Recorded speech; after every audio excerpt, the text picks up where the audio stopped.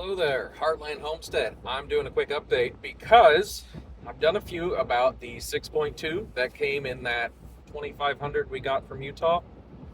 Pulled it apart today, found out various things. First off, it was remanufactured.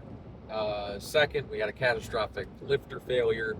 But I really think what happened, it was a cam failure. It wasn't getting enough oiling back there due to the VVT. We got 7 and 8 cam lobes completely wiped out.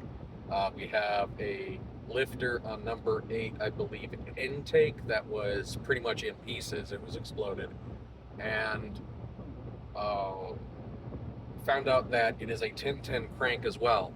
On top of that, there's a few things that I pulled. I pulled the mains and I pulled a rod bearing, and those need to be swapped. I looked at the cam bearings. They need to be done. Long story short, that's a lot of money to put in that engine right now. I can't get the parts this Labor Day weekend. I'm trying to put it together to get that truck up and running.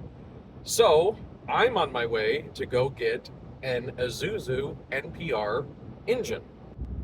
Now, if you don't know, Isuzu is kind of part of that whole General Motors paradigm, and they used the 6 liters, I believe, up until like 2021, and then they switched to the 6.6 liters. Effectively, it's the same as an L96, which is what should be in that 2500 truck. It should be effectively the same internals, same heads. It has a slightly different cam grind because it's made for commercial duty. Not significant enough to matter, but other than that, it should be like a direct drop in, other than a few things, like the entire front accessory drive is wrong. The wiring for it is wrong. The sump and the pan is a center sump instead of a rear sump like on the truck.